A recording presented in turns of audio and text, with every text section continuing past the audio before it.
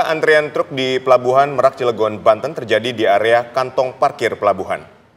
Ratusan truk tujuan Sumatera itu mengalami keterlambatan perjalanan imbas cuaca ekstrim di Selat Sunda.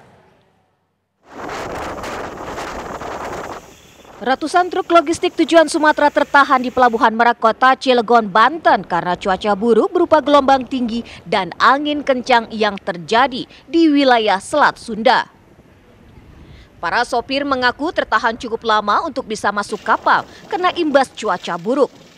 Gelombang tinggi pun membuat truk yang masuk ke dalam kapal membutuhkan waktu lebih lama.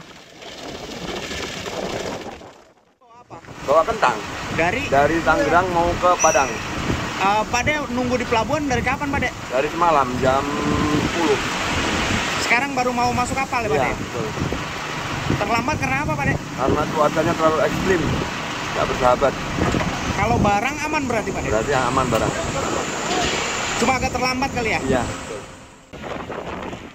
Karena cuaca buruk dan gelombang tinggi, aktivitas di Pelabuhan Merak terganggu. Bahkan Selasa kemarin penutupan sementara sempat dilakukan.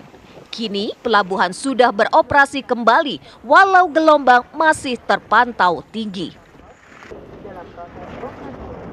Sudah terkendala cuaca, terutama gelombang tadi, maka kecepatan loading unloadingnya terbatas. Yang tadinya port time-nya 1 jam, karena kita mengutamakan safety, keselamatan, maka pada saat loading unloading ini waktunya bertambah.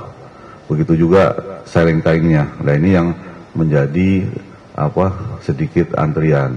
Namun demikian, alhamdulillah tadi malam sebenarnya sudah ketarik tadi pagi antrian di luar. Namun demikian tadi ada perubahan cuaca lagi, yaitu kecepatan angin naik lagi sehingga kecepatan bongkar muat lebih panjang sehingga terjadi antrian sedikit di luar. Pagi tadi kawasan Pelabuhan Merak dilanda hujan deras dan gelombang tinggi pun kembali terjadi. Ketinggian gelombang diperkirakan berada di kisaran 1,5 hingga 2,5 meter. Dari Cilegon, Banten, tim TV One mengabarkan.